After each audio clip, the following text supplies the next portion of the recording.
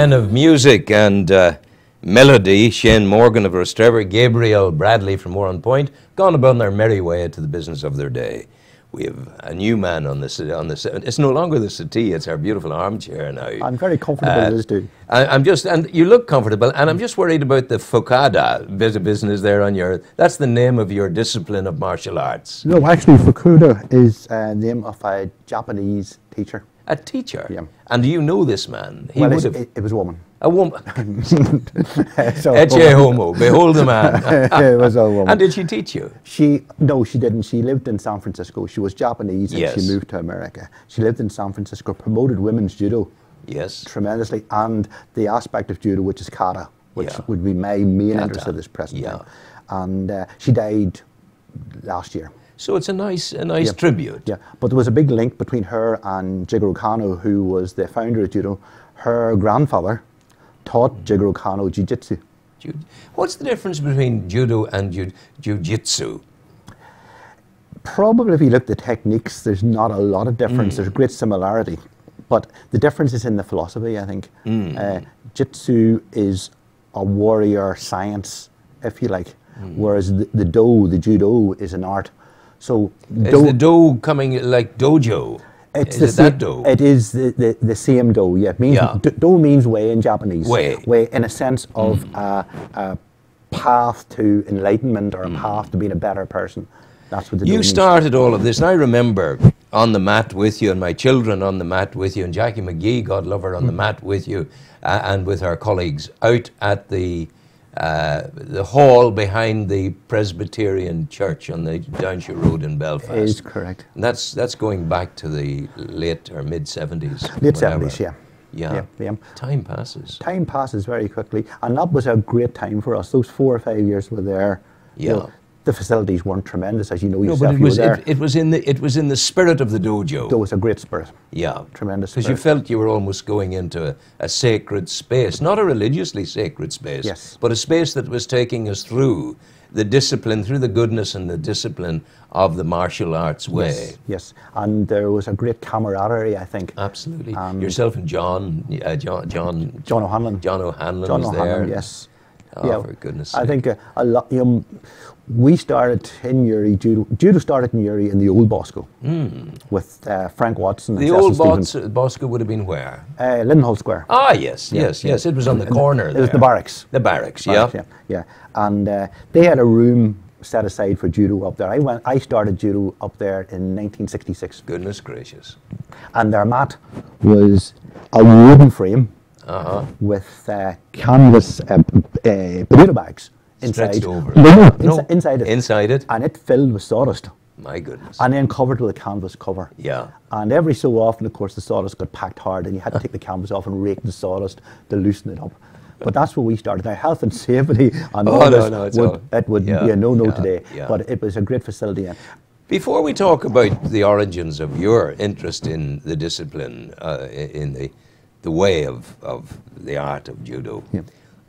Your own club, it exists today. There's a family involvement. For an entire family. It's not just. Well, it had been, yes. Frances would have been involved in it, but then your wife, my wife, yes. But she, it wasn't to do with judo, but she had a back problem. Ah, yes, so that put paid to that. Doing that, yeah. So you still have a club, have you? There's still a club. And what is the club called? The club's called Shinken Shobaru. Shinken Shobaru. Yeah. Which means School of Real Fighting. Yeah. Now that frightens me. It does. And like most things Japanese, it can be interpreted in different ways. Yes. Shinken in Japanese means, translated literally means live blade, real blade. Yeah. A blade with an edge to it, as opposed to a wooden sword, which is a bokken, right? And so this is translated literally as way of fighting with a real sword, right? Oh yes. But you don't. But you don't. I think the more philosophical way of looking at it is a place where you learn how to deal with the real challenges of life, the real contests, not just something on the mat where you try and win a medal, but the real battles in life. And they don't have to be pugilism. No. The real challenges of life is how do you deal with the bad news that will come your way, exactly. the challenges to your mental state for heartbreak and for awfulness that occurs. Yes, yeah. And does it grow? Does that kind of skill grow from your judo? I think it does. I think, you know, it's what Japanese call shugo, which is austere training. Yes. You know, and there's various ways it comes about, but basically hardship. You know, whether it's fighting on the mat, training hard, you know, that gives you a mental toughness, I think, which allows you to deal with problems later on. Yeah. You see, now that my bones are the way that they are, I'm not as strong as I used to be. And I was strong in my day. You were indeed. I wasn't too bad. You but were indeed. Those days have gone. Yes. So I'm now in a situation of a different type of austere training. Yes. I would take great pleasure in being ascetic, being like a monk, Yes. and eating very little, eating just enough to do. Yes. And really, I suppose, because I'm 70 odd now, I'm 71, because I'm that now, I'm really quite a distance down the timeline of life. So I'm preparing myself, if you like, Yes. mentally and psychologically for the ultimate moment when I go to the next dojo, wherever that may be, Yes. and whatever it may be. Yes. So I understand this notion, Yeah. and the joy that you get from being a Spartan. Yeah. And there was a time, goodness gracious, I used to eat the place out. Steaks wouldn't have Surely, been yes. off the cow before I would have had them, but Yeah. I wouldn't see a steak in a year, one Yeah. time of the year to another. You know, I eat beans and frugally Fruit. and berries Yes, and yes, stuff like yes. that. It's all good. Well, it's working for you. It seems to be. It's certainly working for you. I'm feeling all right. Yeah. But still doing the early shift at this Yeah, stage of yes. my being, which is Yes, pretty good. yes. Now, what drew you to judo? You started in the 1960s. Something must have caught your attention and said, I would like to do that. And then you went on from that to becoming one of the great leaders of the sport in our area, and that's what you are. So don't back off it. You are. Thank you very much. And really, what was the genesis of your interest and your togetherness in it? It was sort of an oblique entry into it, if you like. My dad would be very interested in Japan. Now, What was the interest? Why? I don't know. I was too young. He died when I was 11. So I was too young to really get into any sort of conversation like that about him. Nothing to do with the war or anything like that? No, I think it was the culture. I think the first thing I remember is him making these fire screens of Japanese geisha pictures, Wow, but yeah. using Easter egg paper, the coloured Easter egg paper, Oh, yes. to build up the colours on the kimono. Yeah. And I remember him making those, and he was very, very interested in the technology that was coming out of Japan in the early to mid '60s. The transistors, which were getting increasingly smaller and smaller. Absolutely. I often wonder what he would make of the technology today. Oh, sure. You know, but that was a start. And then he must have thought at some stage I needed toughening up, because he was Yes. trying to push me into boxing. Oh, yeah. And even at that early age, I did not fancy having my nose put across my face like this. So I resisted. Yeah. And then my dad died in 1965. And from then on, maybe there's a little bit of guilt there, saying I should do something like this. But I still didn't fancy the boxing. Got a James Bond annual Wow. for 1965 or 66. Thank you, Sean Connery. And inside it, there were little photographs or little drawings of people doing judo. Yeah. And I said, maybe I'll have a go at this. Yeah. And there were a few other things. There were a couple of guys in the school who were doing it as well in the Bosco, and went up to the Bosco to Frank Watson and Cecil Stevens, along with a friend of mine who lived around the corner. Both of them dead and Both gone of them are now. dead and Goodness gone. gracious. Both of them are dead. Frank died last year. Frank Watson Yeah. and Cecil Stevens. Yeah. So two great men of their time. Yes, too, they you know. were. They Yeah. were. They were. So along with Francie Campbell, I don't know, you knew Francie Campbell. Francie, I do know Yeah, Francie, yes. Well, Francie lived around the corner from me, and the Yeah. two of us, we used to go up to the Bosco twice a week to do judo. And those days, there was, you know, a judo suit was unheard of unless you had quite a bit of money. It was an old blazer or an old jumper. As you're talking, I'm going to alter your microphone. do I'm that. just noticing something here, and because it's hitting the inside of your, chin, and it's maybe not a good idea. No, I it get would it make a down bit a of wee a bit, rattle, wouldn't it? and I don't want it rattling. This is too important. Now we got you. Okay. We're okay now. Okay, right. So continue, sir. And sorry for the interruption. No problem. No, that's where we started in the Bosco then, and that was from about 1966. In broad terms, what has judo done for you? I suppose if you want the simple answer is that, it gave me the motivation to gain fitness. It improved my confidence. I've been a very shy person. If I don't think if I'd done judo, I would be sitting here talking to you. I would have found that very, very difficult. Well, I have to say, the first moment I mentioned doing this, yes. you with quiet diffidence, you said yes. Yeah. And there's a confidence there. Yeah. Yeah. Well, I think the confidence is that, I've been doing judo for 50 years almost, and I think when you do something that long, you know that you know it, if you know what I mean. And it's not that you're bragging or boasting. No, it's just... But as you say, it is a confidence that, somebody asks you a question about it, you can answer it. Now, there may be differences of opinion. Of course. As you always have, but certainly that. But it's done that. It's certainly improved my fitness, confidence, and it's given me a sense of identity, I think. And that identity, how would you define that identity? I don't think you can put it into words. I think when people met me or knew me, they would say, that's Marty Savage, the teacher. Yeah. But having retired from teaching now, right, then if I didn't have another identity, if you know what I mean, then I would have a problem, I think. I think people who retire sometimes have a difficulty because they don't have another identity. They lose their working identity and they don't have something to substitute it. And I've always thought of myself, not so much as Marty Savage, the teacher, but Marty Savage, the judoka. Right? And it's that I am now, I think. And the kind of looking east towards Japan, you would still do that? Yes, I take inspiration from Japan. I think, especially Japanese judo. Judo is a worldwide activity. There's 95 or 100 countries doing judo throughout the world. But Japan, for me, is the home of judo, and it's the inspiration I have. I've been to Japan 3 times, and I think it's a tremendous country. I need to ask you this, and let's explore it, because the judo that you're bringing to me, the good of the judo that you're bringing to me, the philosophy of the judo that you're bringing to me, is a philosophy of strength through gentleness. Yes. Jigoro Kano, his original concept of judo, in the early days, was the principle of ju.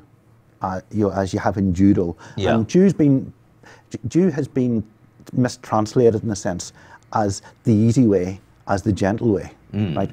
And if you've done judo, it's anything but easy when or you gentle. hit the mat, yes, you know you're hitting the mat, especially from about 4 feet up. Exactly. And I think a more, a better translation would be the flexible way. Yeah.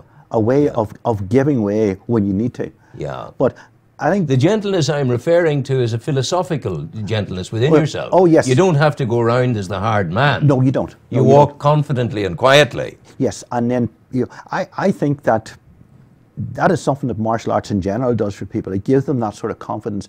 And if somebody's looking to attack somebody, a mugger, say, for example, he's looking for a victim. He's looking for somebody who looks easy. And I think if you do martial arts, judo, karate, or whatever it happens to be, you've practiced it for quite some time, I think you have that sort of aura or charisma. Yeah. You don't even have to do anything. You don't have to walk like a tough man. No. But you look as if you are not somebody that's going to be messed with. Yeah. And also someone who can intervene as necessary. Oh, yeah. When a person is being hurt. Yeah. I think and that's important. That is important. Yeah. The question I was going to ask you, all of that is good. Yeah. And all of the Japan you talk to me about is good.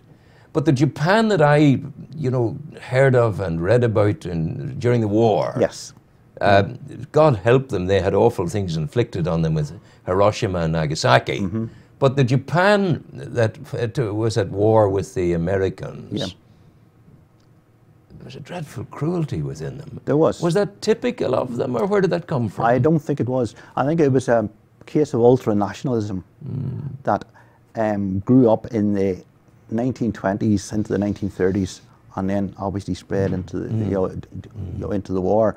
I'm not sure exactly where it came about, but certainly it wasn't typical. Because when you think about when the war was over, the Japanese embraced the Americans. Yes, Americans. They did. And there was no difficulty with that.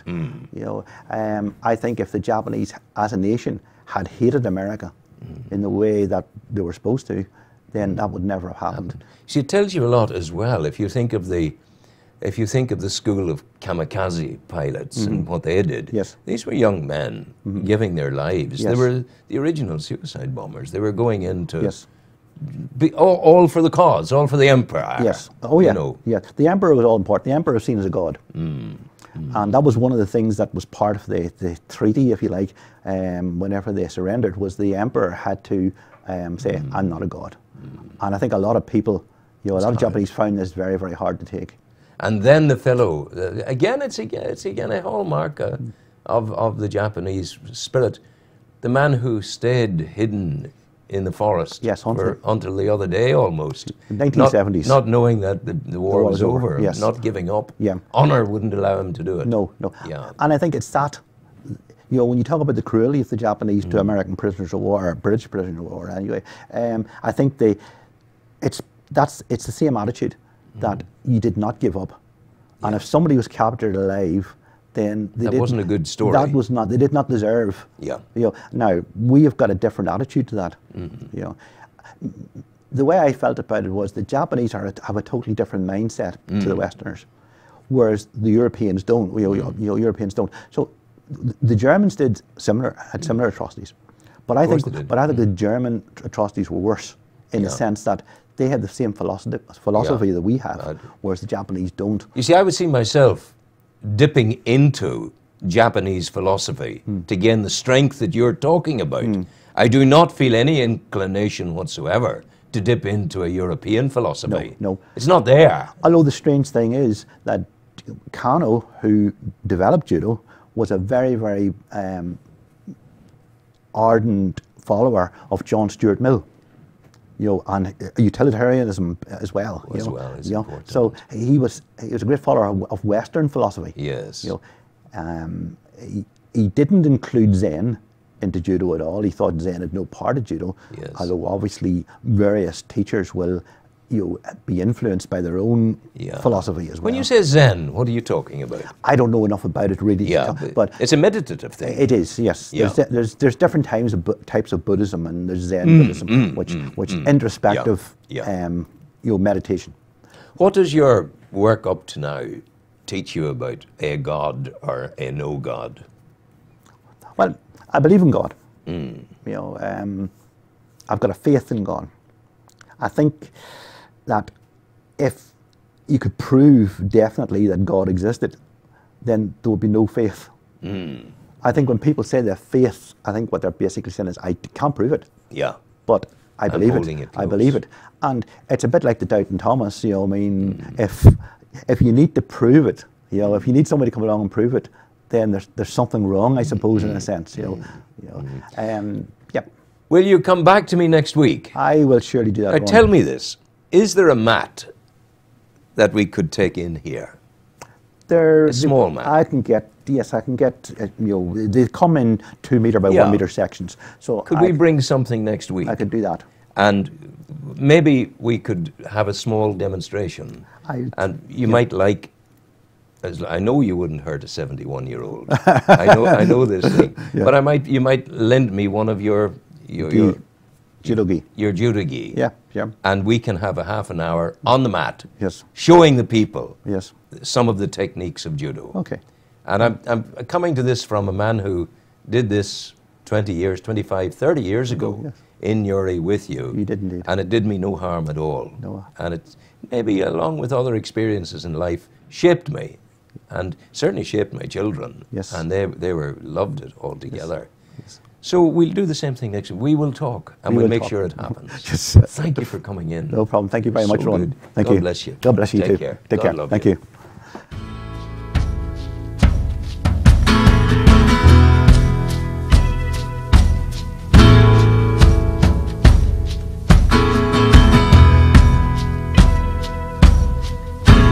Cut out rhyme with just a little